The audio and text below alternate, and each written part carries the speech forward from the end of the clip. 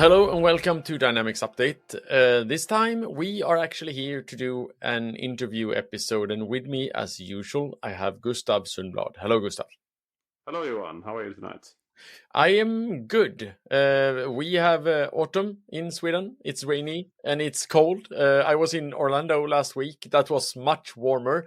So it was a bit of a shock when I arrived home. I hadn't been outside the entire way from Orlando to Sweden. So I went from 28 degrees centigrade to +1 and rain. That wasn't that good. So it's not fun right now. Not an optimal experience. Yeah, this is fun.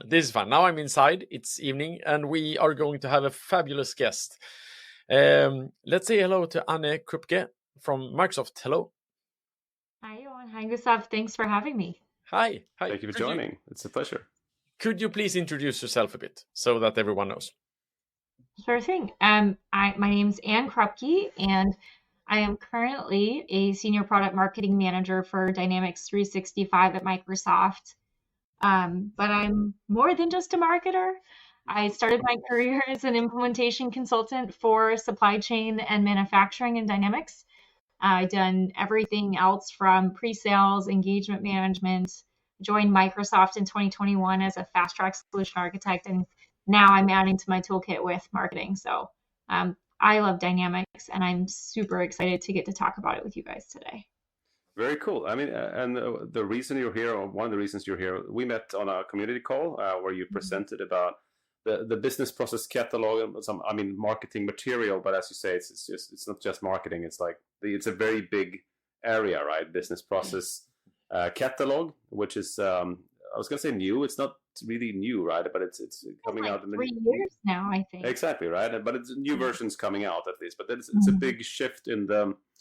Or hopefully it's a big shift. I mean, we all hope that it is a big shift in the conversation about how we implement ERP and specifically then Dynamics. And it's very, very helpful to have, the downloadable catalog. But you also, well, not you only. I believe there's a lot of people involved, right? But the pitch at the community call was about the marketing materials, the pitch decks. You can tell us a little bit about the business process catalog and what's new apart from just like the catalog itself. Yeah, totally. So I want to say, I think we have to shout out the partner channel, because the partner channel has, for a very, very long time, longer than 3 years, been process-oriented in implementation, because we know that's exactly how you get customers to adopt a new solution, is by connecting it to the process that they do. So I was actually on the team. I was still on FastTrack when we launched the business process catalog, and I supported Rachel as she launched the initiative. And then when I came over to marketing, I noticed that we're selling this app, or we're selling this feature, and we're pushing things with this product terminology. And then we had essentially no mention of business process in our sales content at all. And then you come out with this catalog when you get to implementation, and it's a completely big mind shift for a customer to say, okay, well, I've been sold this thing one way, and now I'm going to go rethink about how I implement it.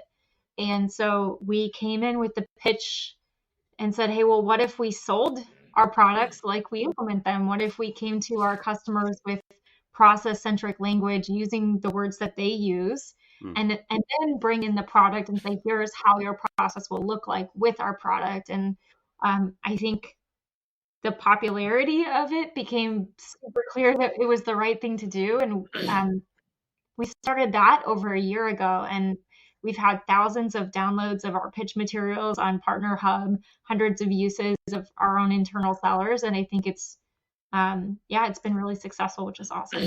Yeah, very cool.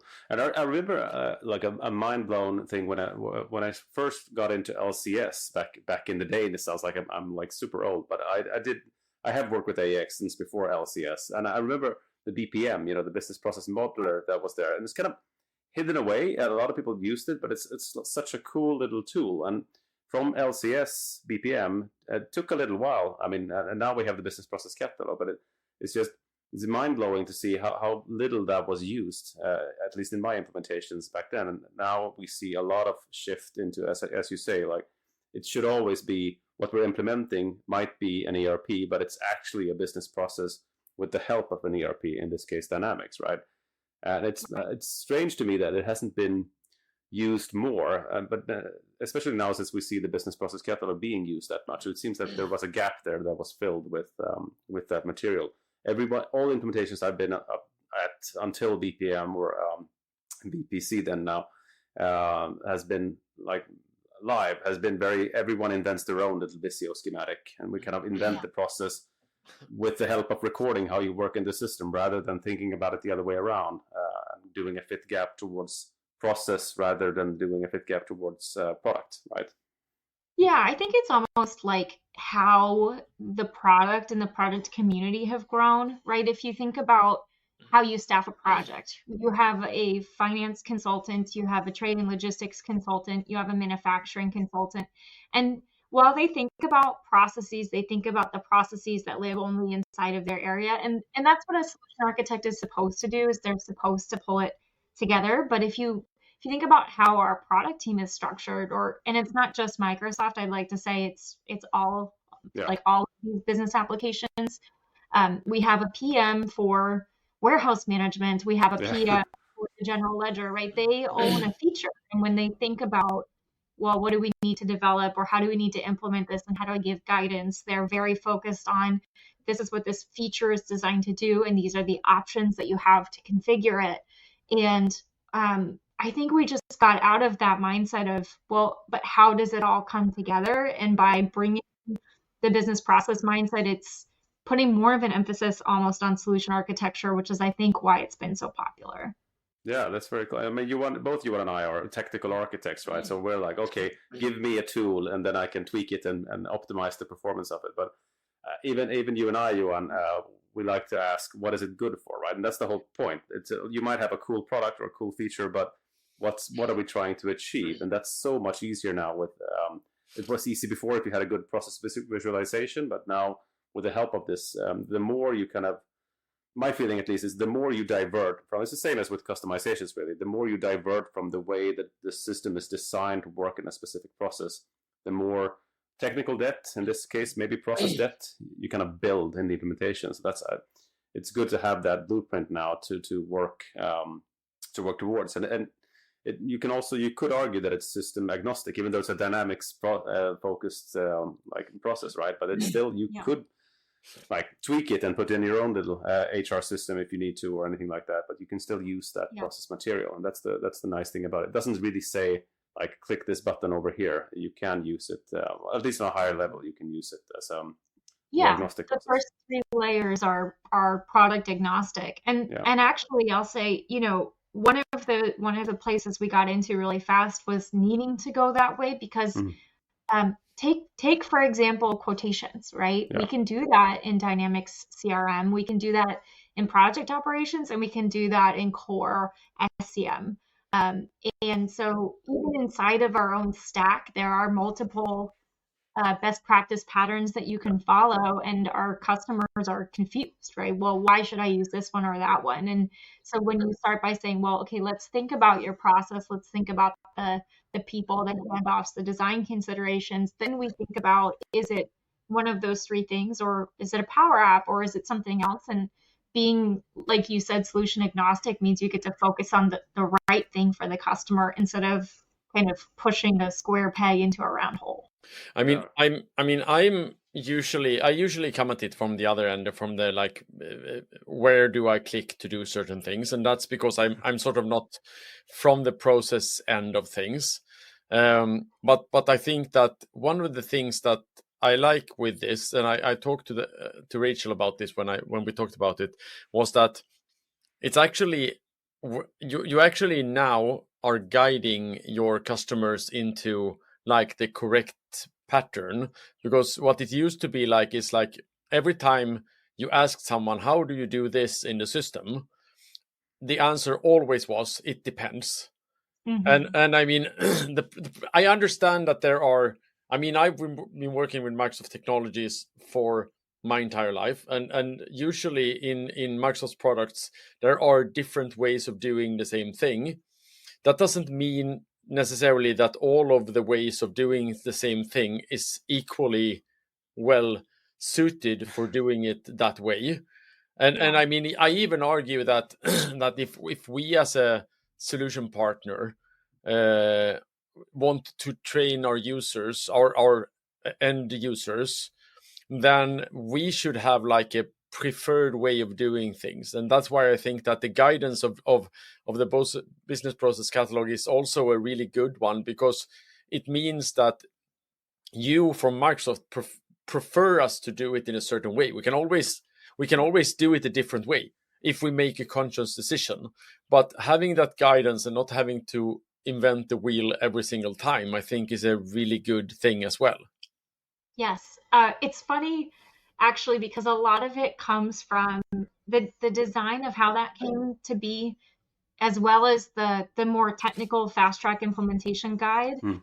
It's because we were dealing with the same escalations over and over again, right? If you go look at some of like the costing patterns, it's, hey, well, if you're high volume retail, well, maybe we suggest you use moving average, because that's a perpetual cost method that doesn't, slow down the process or whatever. And before we really started on this as an end-to-end thing, you would only get those best practice recommendations from us when we had dealt with that problem so many times in an escalation that we got like, we got to stop this from happening. And then it kind of occurred to us, well, we could just do that for everything, right? Anywhere there is a recommendation to be made, why don't we make it? I mean, there is the same thing, especially when the people implementing the solution comes from a legacy system like AX 2012, because what you also need to appreciate is that it isn't necessarily the same way of doing things that you used to do in AX 2012, even though the product theoretically is the next version of AX 2012. It is also very, very different in a lot of aspects. So being able to look at it and see how do we do it the best way is also really important. Yeah, definitely. I think AX 2012 especially, I mean, there you could do pretty much anything, right, to solve your problem, and you still can do that. But I mean, it has evolved so much with success by design, as well as a good guidance tool to use in implementations. I mean, every project should have like a solution blueprint, an application topology. Those are not unheard of. You don't need to use success by design to use these tools, but combined, it gives you a very good starting point in how to not kind of destroy your implementation by changing it so much that you don't recognize it anymore. Yeah, I think it's that fine balance of, we at Microsoft feel a degree of responsibility for project success because this is our product, but we also know that the partners and implementers bring their own unique perspective and the experience that you've built up with hands-on implementations over decades. So it's like, how do we be a part of the conversation and help encourage it to be done the right way while still leaving it open for partners to bring in your special sauce? Exactly. I think that particular word, Frederick Setris said that as well in one interview, the secret sauce, because that's what might be what drives that particular customer's business, right? So, but it's easier to find that little deviation in the process if you have something to put to the table first. So you have, okay, this is how the system is working. If you don't do anything, you can configure it this way and this way, but this is what it does. That's a much easier starting point in any conversation and any implementation than just, okay, here's a white paper. How do you want to do this? And I think that change itself has given a lot of balance and easier conversations. And also, I think what you mentioned in the call as well, the for lack of a better word, the lingo, the terminology that we use makes it easier, because some people might have a different word for it, but in essence, it's the same thing. And if you show that, they will say, aha, okay, now I get what you mean.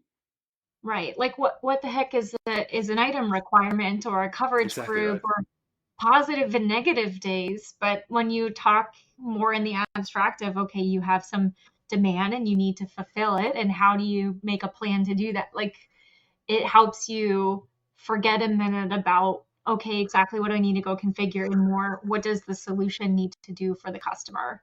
Exactly. I think that's really important. And especially the sales side of things, like, I'll share an example with you because I think it's a really relevant one. We launched 3 capabilities in very, very close timeline: business performance analytics, business performance planning, and demand planning. They individual product teams, right? And they all serve kind of their own purpose. And we were like going to customers and saying, okay, so you want to talk about planning? Well, okay, here's business performance analytics, and this is what it does, and this is how it works, and here's business performance planning, and this is what it does, and this is how it works, and here's demand planning, and this is how it works, and this is what it does. And the customers are like, okay, but what does my day-to-day look like? Like, what does it look like when I use these things? And like, where am I going to do workforce planning? And where am I going to do this thing? And when we get so hung up on it's this particular tool that's letting you do this thing, they get more focused on, okay, but then how does the tool work? And does it do this? And does it do that? Versus, can I do what I need to do? And can Microsoft provide a solution that supports me? Exactly. And I think especially that end-to-end, that's the cool thing about it. We discussed this with Rachel as well, I think, and many other, but going from kind of your example as well, Johan, you and I often get kind of airdropped into situations where like, okay, this button does not work, or this report is very slow, or this particular piece of the software is working poorly. Please fix it for me. Whereas, and then it's like, okay, what's it trying to do, this particular button? But now with the end-to-end processes, we can say, okay, what are we trying to achieve here? I mean, where am I at in the process? And if you can leverage that, and let's say as an agent can, if an agent becomes kind of process aware, okay, I'm here now in the process, but I'm going as my next 7 steps, I'm going to do this in order to achieve this. That becomes a whole new kind of way of thinking about, okay, how do I resolve an issue, or how do I optimize an issue if you know exactly where you're at and where you're going. And what you're trying to achieve. I think that conversation is also easier than with this like the process-centric thinking.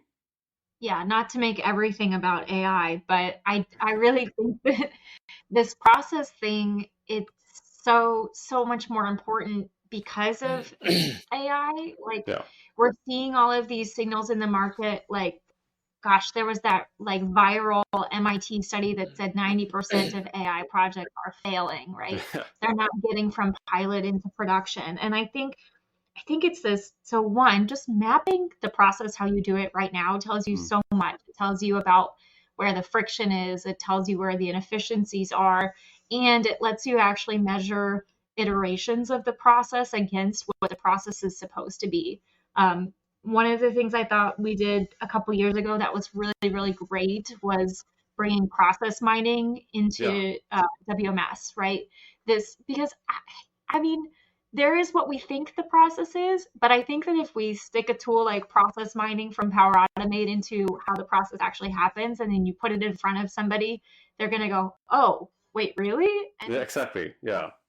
It's data-driven from a new way of doing data-driven. Otherwise, it's like, oh, really? Are my sales doing this bad? Now it's like, okay, are my people stuck on this form or doing this each and every day? That's it's a really cool way of looking at it.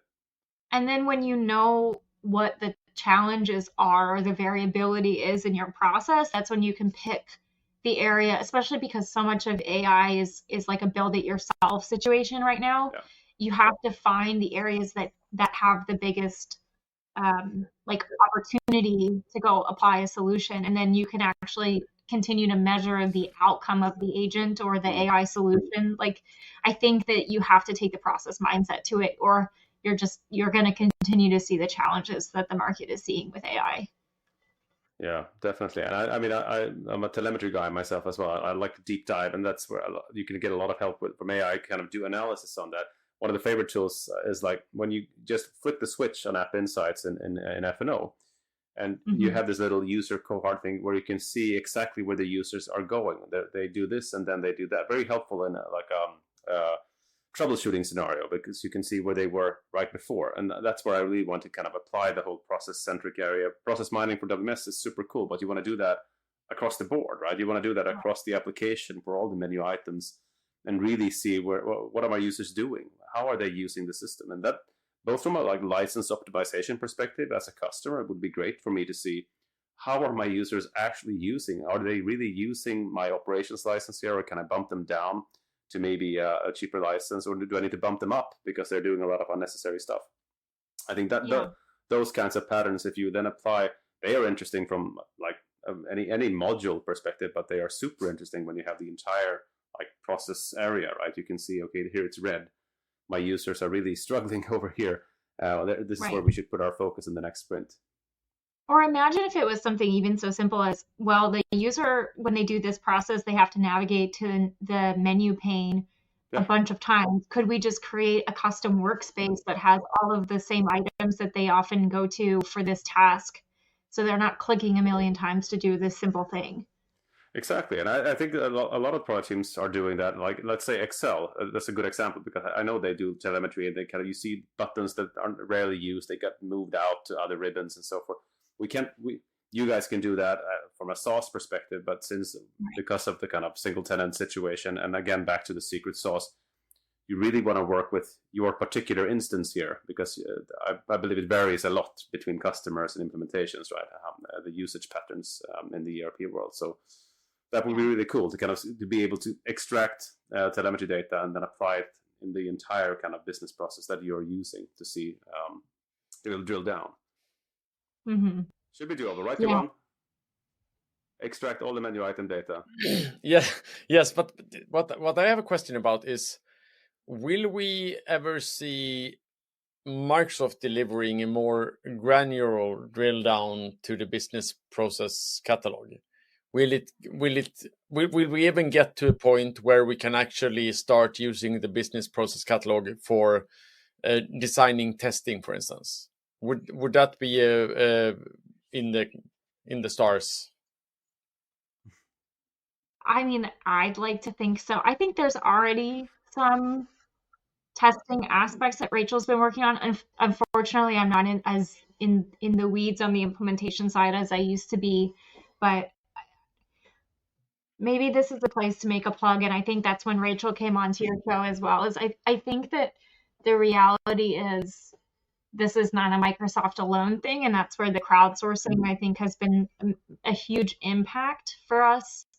I know it's still in her goals, so I would say if anybody can do it, Rachel can, because she's just fantastic at getting things to really happen. But I think that maybe where your concern is coming from is that it's a massive lift, right? To fully go out to all the, we're over thousands of business processes that we've identified, and say, here's a handful of scenarios for every single one of them, and then here's how we can feed it into testing. I do think it's massive. But I think that the team knows how important it is, and they're going to keep finding ways to deliver it for sure. Yep. It's also a responsibility thing, right? I mean, it's really hard. I know back to AX 2012. I mean, I know Microsoft has a lot of lines of testing code, and they do for F&O as well.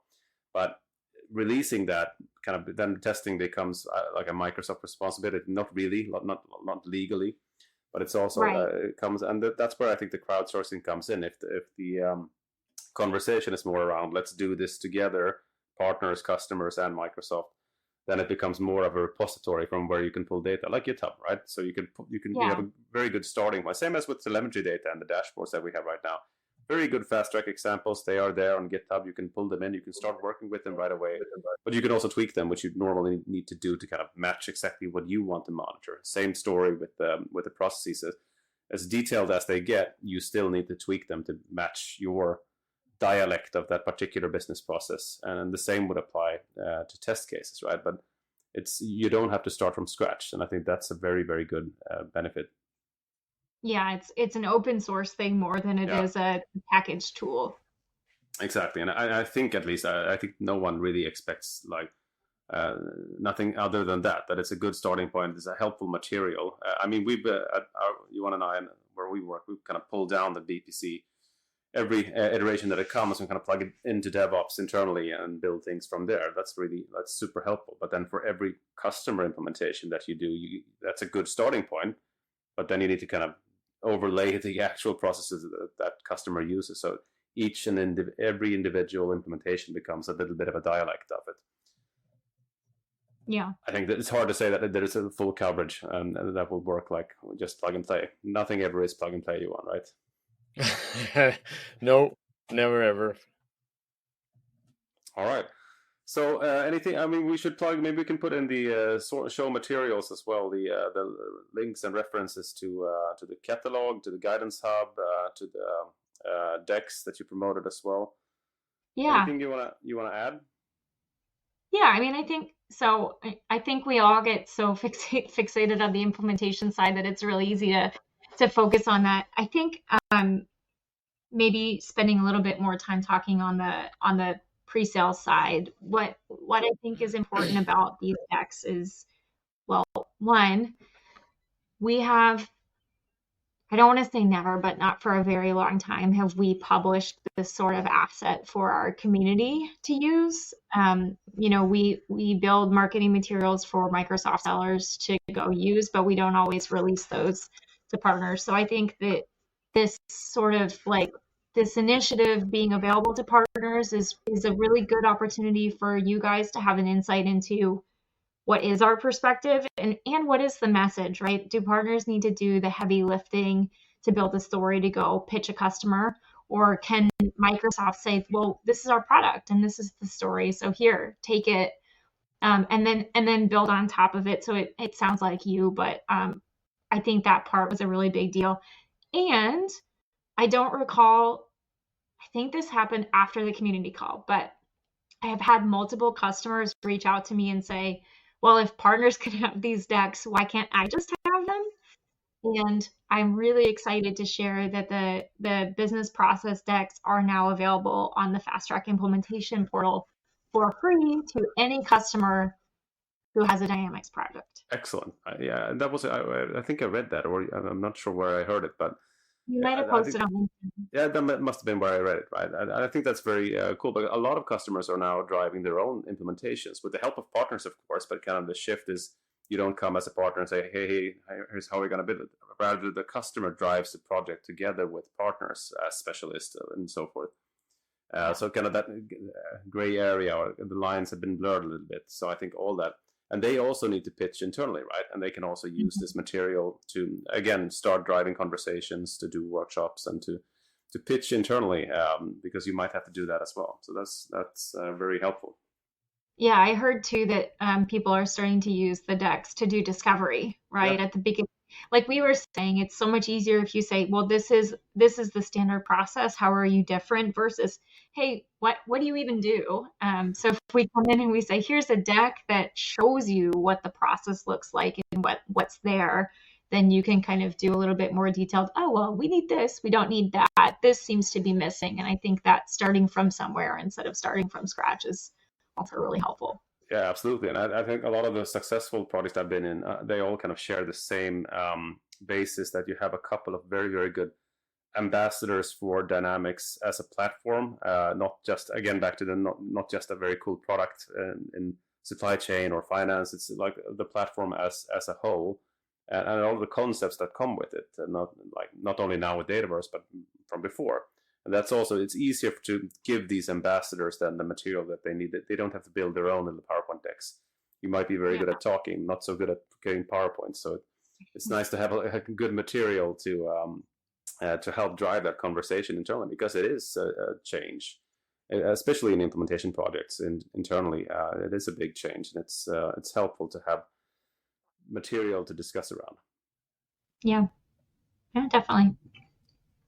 All right, cool. Johan, anything to add from your end? I mean, we keep driving the process-centric story, and we hope to get even more material. And again, the plug here is also, you still need contribution, right? I wrote one reference article. I aim to drive more as much as I can, but yeah, you're getting a lot of help, but there can always be more, right?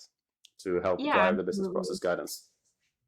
Volunteer today, please. I think you guys are what's going to make this a reality. So if you stayed all the way to the end to listen to it, I think you're interested enough that at least do one, like you said, Gustav. If you just do one, right? Yeah, that's exactly massive. If everyone does one, then we have a much better. And then Johan, you might even get your automated test cases, because when we're out of processes, we can start crowdsourcing all the test cases as well, right? Absolutely. I'm looking forward to it. And both Rachel and Anne will be happy. What's more to ask, right? All right. thank you so much, Anne, for joining us tonight. Thank you for coming and talking about the process. We'll try to include the links as well in the release notes. Yeah. Wonderful. Thank you for having me. It's been a Yes. blast. Yeah. Thank you so much. Have a nice Good evening. night. Bye bye. Take care.